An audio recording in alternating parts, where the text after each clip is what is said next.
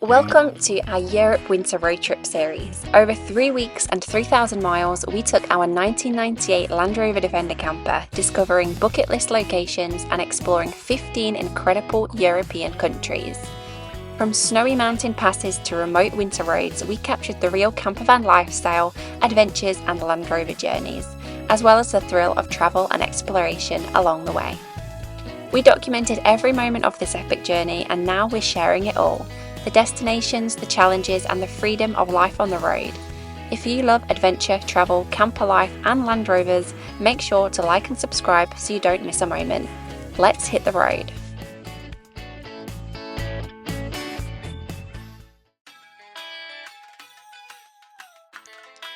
So, after 7 countries and around 1,200 miles into our road trip across Europe, we crashed and lost the drone.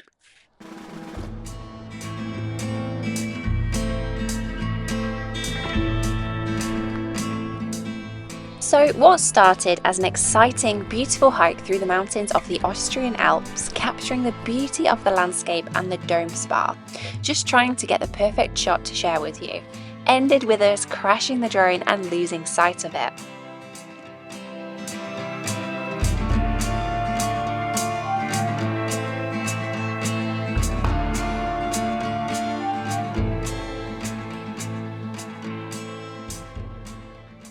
We've located the drone. It's probably 60 feet up in a tree. We've given up on phase 1 of rescue attempt. Now it's going back to grab some gear and hopefully free it. We're going to do an initial gear that's like light duty gear, and then if we need to, I'm going to fetch the eye lift jack probably tomorrow morning. But let's see where we get to with phase 1. Now that we'd finally located the drone, it was time to attempt a true rescue mission.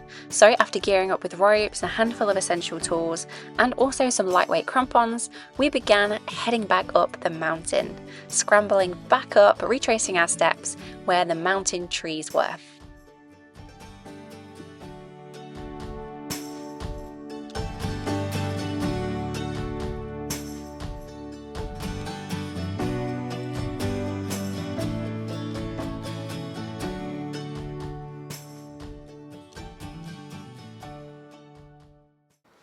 Okay, so we're back to the drone crash site, and basically, if I show you here, it is this one, and the drone is all the way up there. So yeah, it's not ideal, and there's a footpath here.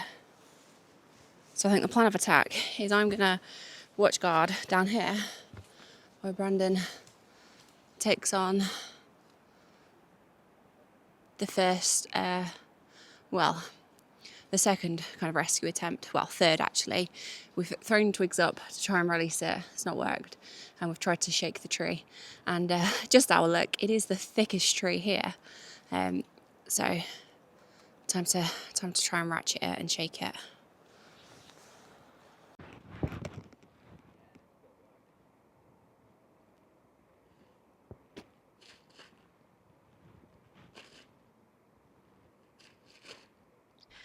So after a couple of hours of working the tree, trying to shake it loose, and believe it or not, these trees are both flexible and incredibly robust at the same time, it became clear that the drone was far too tightly wedged between 2 branches on the side, and shaking it wasn't working.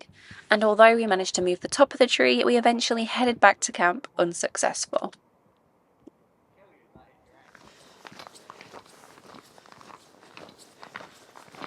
The recovery mission was a bust, and we scrambled the mountain multiple times to get gear and just couldn't get it down. It's so high in the trees, it's unbelievable.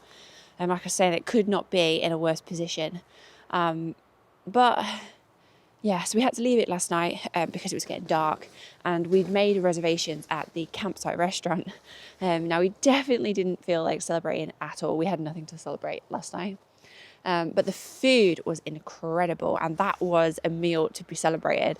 I forgot to take some video for YouTube, so I'm just going to pop some clips in that I grabbed for social media. But yeah, it was absolutely outstanding. We've been to 2 ski resorts in Austria, and both campsites and restaurants have been insane.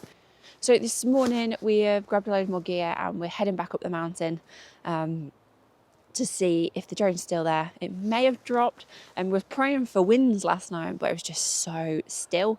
So we're going to head up there this morning. You know, maybe nature and the hands of the gods have managed to knock it down.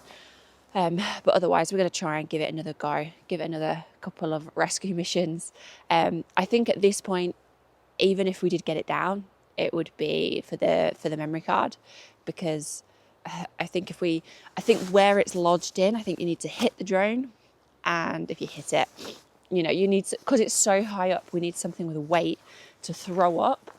And I think if it gets hit, and even the fall, the sheer drop, it's got to come down, it's going to break. I don't know. I think getting it back would be a little bit of closure. Just leaving it up there and being able to see it up there is really, I don't know. We've had it for 3 years now. But yeah, we're going to go see. It could be the end of it today, which is a little bit of a shame because we're on this trip at the minute and we're hopefully heading a little bit more rural, so we could have got some really nice drone shots. And the drone footage we was trying to capture at the time was of the Dome Spa, which we are booked into for later today. And it gives a really nice perspective and shows you what it is. But it is what it is. So we're going to go and see if we can scramble up the mountain and get it back again. So we've scrambled up the mountain. Unfortunately, the drone is very much still high up in the trees. We're going to give it an hour and see if we can get it down, and if not, I think we're going to have to call it because it's on the edge but wedged in. It's well in there. I'll show you. From this tree, up, up, up, up, up.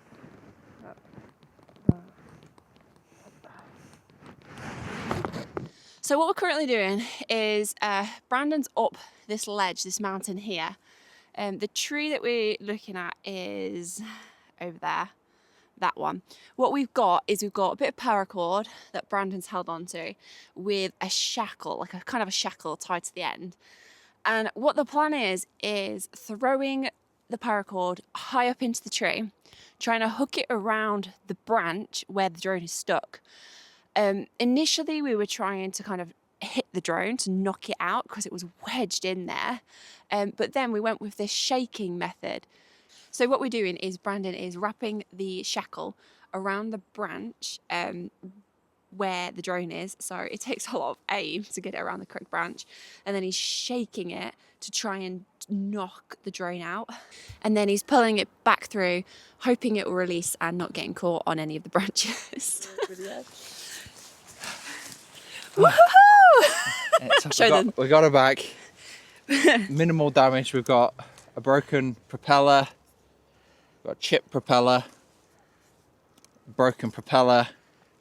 I'm slipping. What's that one? She is basically in one piece though. Yeah, I think it needs about 6, maybe 6 of 8 propellers. We've got a bit of crack to the body, and the body's, I don't know if you can see, become separated, but I'm sure that might just pop back. There we go, that pops back in, and then a crack on the back. But the bit we was worried about is like the gimbal bit at the front, seems and it fine. looks great. Look at that, still got full charge. I honestly can't believe we got her down. I mean, it was all down to Brandon's throwing and aim. And yeah, a little bit. I can't believe we got it down, can you? No, I was aiming for the one branch, and it took like, what, half an hour, 45 minutes of just throwing and completely missing it. And then I got it once, and it's like, all right, I've done it once, I know I can do it. So then I literally hooked it like 3 times in a row, the same branch, and then shook it to pieces, and eventually it dropped out. Oh my goodness! Buzzed. Show them what other damage you've got. So I was throwing it with my gloves on, and I went, I don't know if you can see, through my glove with like rope burn. So then I put my left hand glove over it as well, and then went through that one as well. I think I caught my finger as well. Ooh! Bit burn. Bit bad. That ain't too bad, to be fair. There's no blood. Oh, God. It just shows persistence pays off no matter what. This drone was in the highest tree on the side of a mountain. We've scrambled up multiple times. We've spent a fair few hours trying to get it down, but persistence pays off, and we've got the drone. We can check it's all going to work when we get back to the truck. Hell yeah! Show what we were using. Brandon's just going to go get the gear to show you what we was using, because you never know, it could help you. So we have these shackles, which we don't use because you use a soft shackle nowadays. Oh, let me just give you the mic. Oh, you use a soft shackle nowadays, and they come like this with the bar. So I took that pin out. I was just using this pin on a piece of string. We were doing the same thing yesterday before we give up, because we got that and the string all wrapped around a tree. So the casualties of recovering the drone are a pair of gloves and a pin off a shackle. Woo! I'm actually buzzed because later today we're going to the Dome Spa, which is just over the other side of the river down this mountain. And the spa actually sits looking out at this mountain, and all we would be thinking about is our drone's somewhere. Our poor little drone. Our drone's up there in the tree. And all last night we were like, our poor drone sat in the tree all cold. I'm absolutely buzzed, are you? Yeah, I have decided I am going to start on the side of the drone. I'm going to put like a, I don't know, I'm going to put a tally of how many like near miss crashes it's had, or crashes. So this will actually be number 2, because I crashed it when I first got it in Austria. I flew it, do you remember? Flew it into ourselves.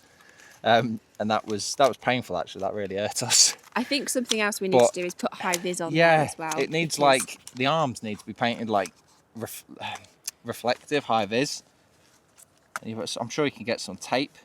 Just because trying to look for that grey drone in the trees when the sky's grey is just really difficult. Thankfully, I had a good eye and I spotted it. Yeah, I didn't have my glasses on. I had to bring them out today because I was throwing the string yesterday. I could not see it. But successful morning. Woo! At least we've got the drone now, so we can capture more footage on the rest of this trip. But yeah, successful drone story. Absolutely buzzed. Feel like that's a good day. That. No word of a lie. I don't know. I'm not gonna lie. It kind of feels like I've just made $1,000. Yeah. Because I haven't got to buy a new drone. Honestly, it's like I've just been paid $1,000 to recover that drone. Yeah, so it's like I've been paid $1,000 to recover that drone, and whether that's the right or the wrong way of looking at it, I don't know. But they are really expensive, and the thought of losing it isn't great. But on the other side of things, it's like you can't be afraid to use it. You know, it's like I crashed it yesterday trying to get a shot. We've had 3 years of flight with it. I think something we've learned generally from our way of travel and things, and developing a mindset that you can't get attached to things no matter what it is. You've got to be camera gear is a big one, because it's like you've got to use it. There's no point having a drone, or, you know, we've got the Insta. There's no point having it if you're too worried about using it for breaking it or losing it. Just anything generally, like your gear, like your clothing, whatever. If you're buying it for what you're buying it for, use it. Don't be afraid or attached or whatever, because then if something does happen to it, where there's a possibility if you're putting it through its paces, then you're not going. There's nothing to worry about. There's no harm done, is there? Oh, nice. Okay, I think we can go and enjoy that spa now.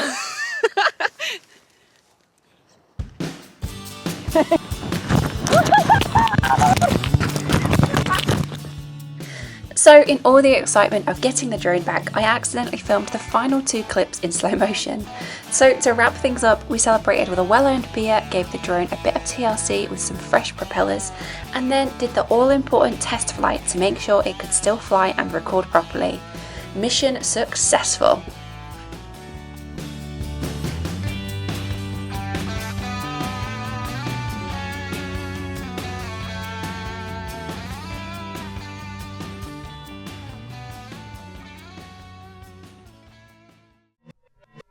So before we carry on, let's take a moment to really appreciate our drone.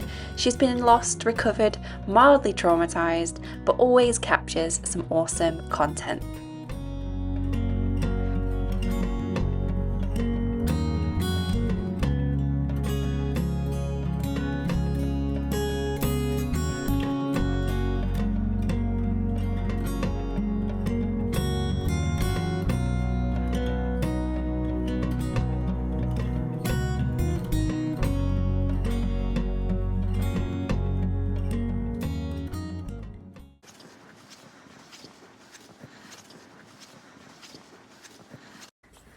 Okay, so we have just got back from the Dome Spa, which was pretty awesome. It's really nice swimming with the mountains in the background. And we've got back, we have now, spin you around, lit the uni.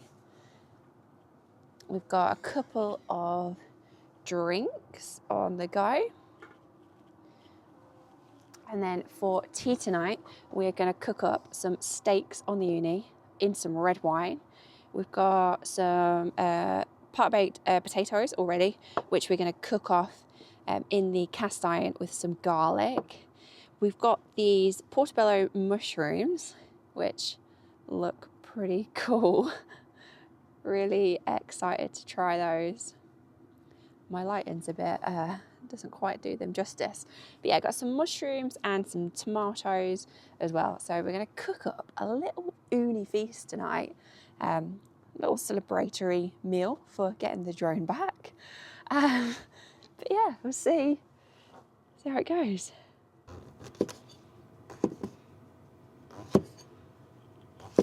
Eggs. Yeah, so I'm just gonna cut this into nice chunks. And then just got to season the steak. Okay, I realised we've not actually done filmed a cook-up in a long time. But yeah, so we've got the tomatoes, we're just going to throw them on as they are, chop the mushrooms up into chunks. We're going to whack we've got our steaks, and I'm just going to whack a bit of salt and pepper on either side, and then, yeah, we've popped the bottle off the wine to let it breathe. And yeah, we're going to just get these cooked up.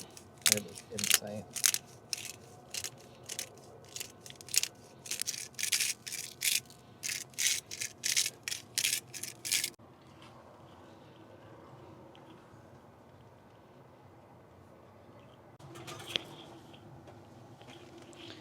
So I've got Brandon on the cooking.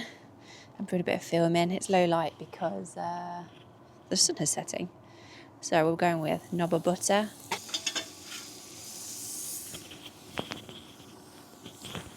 A little bit of garlic. A little bit. Or a lot.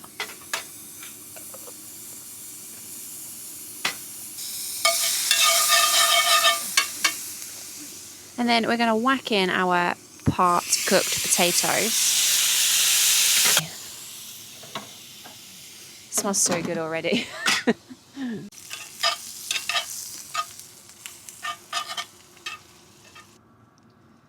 Not a lot of oil left, is there?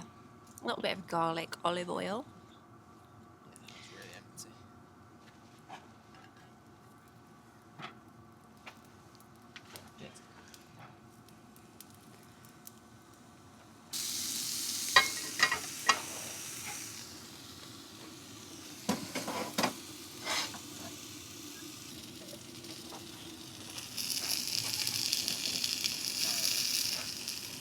So in true Chloe and Brandon fashion, we have started to tuck into the mushrooms already because they are so good.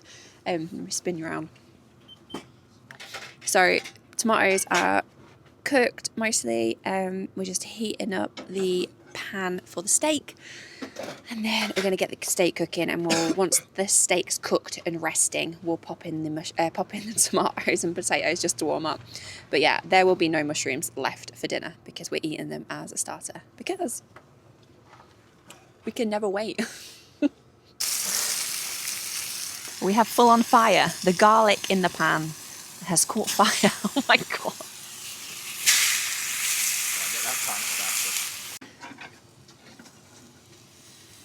Steak is coming out. We soaked it in a red wine and we're just doing the flip. So we've cooked it for 2 minutes on one side. A bit of garlic on there. That looks really good. And flipping it over to do a couple of minutes on the other side. Whoa. Oh no, they look pretty good actually. What do you reckon? Looks good. Smells incredible. Alright, let's go for it. Okay, so we've come in the landy because it's absolutely freezing outside. And here we have it. Mushrooms, yeah, have gone completely. But we've got our potatoes, our steak and our tomatoes. And it looks absolutely fantastic. All cooked on our uni. So we're going to get stuck in. Good morning. today's the day we're leaving the campsite. Oh, my coat matches the Max Trucks. Today's the day we're leaving the campsite. We've just started the Land Rover up. It was, all the temperatures and oils and things were at -8, so it took a bit of getting going, but she is running. Let's get the pop top down and get ready to move on.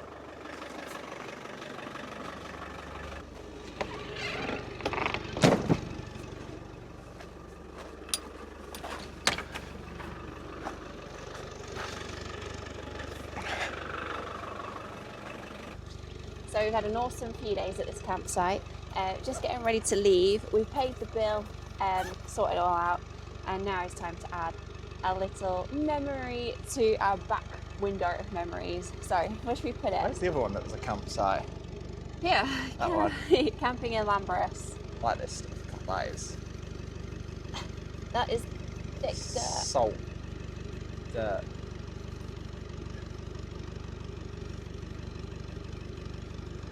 Landy is absolutely filthy. Okay, I think we've made it. Yeah? Yep. Yeah. It's like a little snow globe, kind of.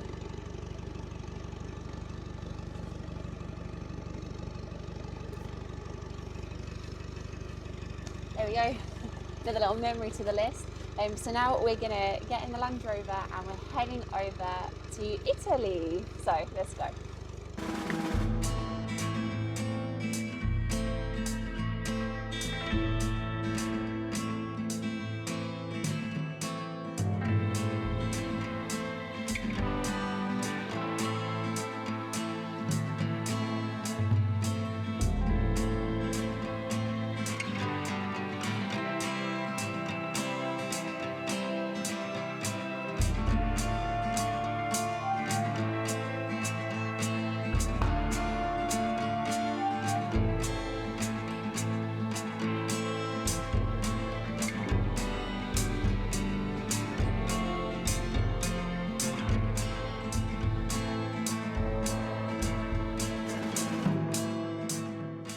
Okay, so we have now crossed over the border. We are in Italy and we have decided to take a little break from driving, get outdoors. We have stopped in a little town called Vipitino.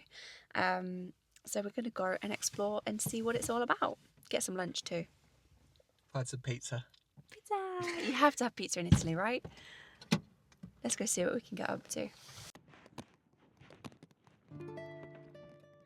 Vipitino, a small town in northern Italy. This is how we love to travel, finding towns and villages you don't always hear about, where you get real interactions with local people. This isn't Rome or Venice, this is Vipitino.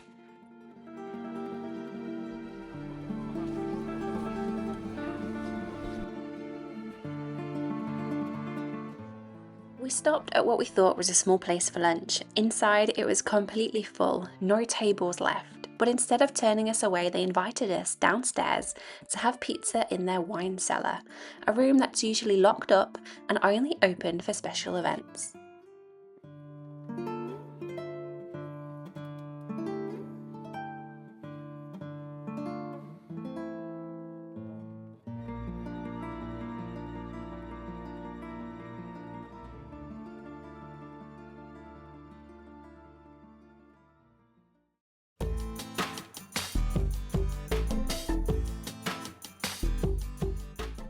Refueled, it was time to leave the town and head back on the road and up into the mountains.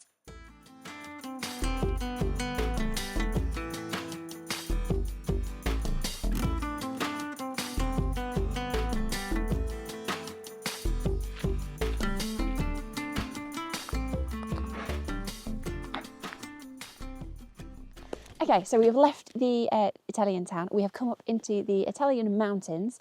We have reached the highest altitude that the Land Rover has been, which is 1,370 metres.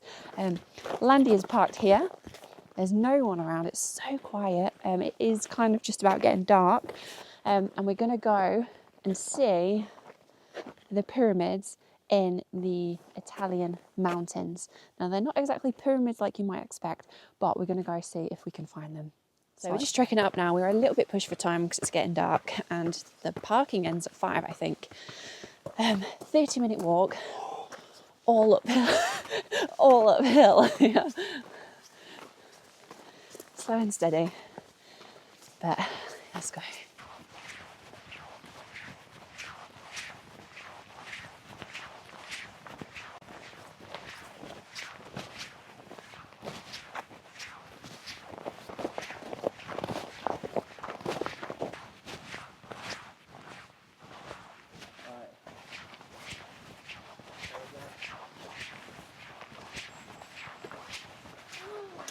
So we have made it to the pyramids in the Italian mountains near Tyrol. Now, completely unexpected. It's a 30-minute very steep walk. We probably smashed it in about 20 minutes, 15, 20 minutes. Kind of ran up here. It's very steep, but it is so worth it. You come through the woods and the view just pops out at you. Absolutely insane. It's surreal.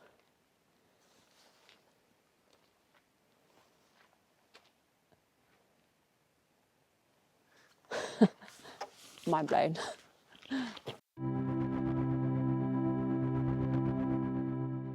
The hike was absolutely worth it. These are the Piramida di Plata, natural earth pyramids formed by erosion, where stones protect the clay beneath them. Over time, the surrounding ground washes away, leaving these tall columns behind. It's a landscape that feels almost otherworldly.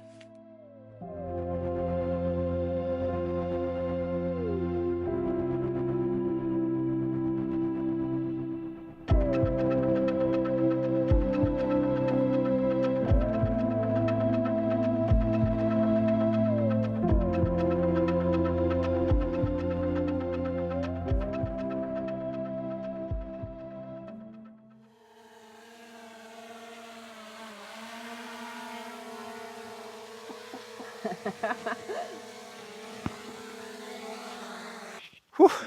That's my first drone flight since crashing the drone. We had no flight sensors because the ambient light was too low. We'll have to see what the footage come out of, but that was terrifying. It doesn't help that we had to take it off from like this platform and just fly it out among the trees. But that is pretty spectacular. Sorry, we're just heading back down the mountain. It's a little bit icy in places and steep. Actually, that's quite accurate. Which way is it? A little bit icy and steep. And this looks like an area where we could spend ages exploring more, but we just haven't got the time today, obviously with the daylight going. And we've actually got somewhere to be tomorrow. So yeah, we've got somewhere to be tomorrow for Christmas. But yeah, we don't really plan too much when we do these trips. We kind of have a rough idea to start with, and then we kind of plan it like every few days, because you don't really know where you're going to be. You don't want to jinx yourself. It's good to have a bit of an idea, but yeah, we just kind of plan a few days and see what we feel like, see what looks awesome, see where we want to go, and go from there. So we're going to head down this mountain now. Reality is when you plan it like that, you're probably at risk of missing quite a lot of stuff. But, you know, if we were to go and plan this 3-week road trip out to a T, we're already a day behind that we lost fixing the Land Rover. Yeah. So we just find it's less stressful to wing it. Yeah. And also, you don't know what opportunities are going to arise. Like at lunchtime today, we said, okay, we'll drive through Italy, we'll pop into a small town and go get some pizza, and then next minute, you know, you're in the wine cellar of a place and sat for an hour or so. So, yeah. But no, this place is awesome and definitely worth exploring more. So we made it back down. It's pretty much dark now. Took us no time at all to get down, did it? No, not at all. yeah, so we're back down now. Took us no time really to get down. We kind of jogged down, but absolutely awesome place. But anyway, now we've got a bit of a drive on to our next destination. Thanks so much for watching and joining us in this episode on our road trip across Europe. This one has been a seriously full-on episode, and trust us, things are about to get even wilder because next week it really starts to get snowy. If you're enjoying the journey, don't forget to like, comment and subscribe. It genuinely really helps support our channel. We'll see you next week. And in the meantime, you can catch up with us in one of our latest exclusive videos, where we take you behind the scenes back up in Scotland, enjoying snowy roads, fiery New Year traditions, and a bit of essential landy maintenance. You'll find the link in the description to join our members below.